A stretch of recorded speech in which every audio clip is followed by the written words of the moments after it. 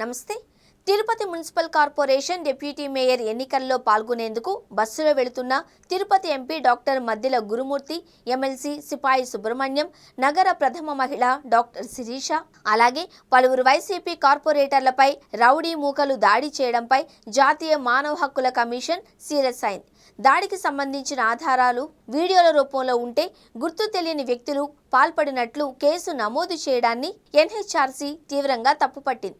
తమపై దాడికి సంబంధించి ఆధారాలతో సహా ఫిర్యాదు చేసిన పోలీసులు గుర్తు తెలియని వ్యక్తులు దుర్ఘటనకు పాల్పడ్డారు అని కేసు నమోదు చేయడంపై తిరుపతి ఎంపీ గురుమూర్తి ఆగ్రహం వ్యక్తం చేశారు.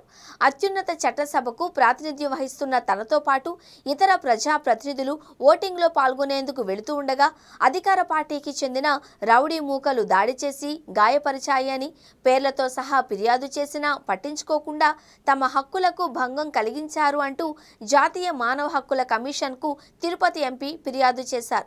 అలాగే దాడికి సంబంధించి వివిధ టీవీ ఛానల్స్లో ప్రసారమైన వీడియోలను ఆధారాల కింద జాతీయ మానవ హక్కుల కమిషన్కు ఆయన సమర్పించారు. అమానవీయ రీతిలో కళ్లకు కట్టినట్టు దాడి దృశ్యాలు వీడియోల్లో కనిపిస్తూ ఉన్న బాధితుల ఫిర్యాదు మేరకు కేసు నమోదు చేయకపోవడంపై ఎన్హెచ్ఆర్సీ ఆశ్చర్యం వ్యక్తం చేసినట్లు తెలిసింది. ఈ నేపథ్యంలో ఏపీ డీజీపీ, చీఫ్ సెక్రటరీకి ఆ సంస్థ నోటీసులు జారీ చేసింది. వేరువేరుగా దర్యాప్తు నిర్వహించి నెలలోపు నివేదిక సమర్పించాలి అని డీజీపీ, సీఎస్లను ఎన్హెచ్ఆర్సీ ఆదేశించడం తీవ్ర చర్చనీయాంశమైంది.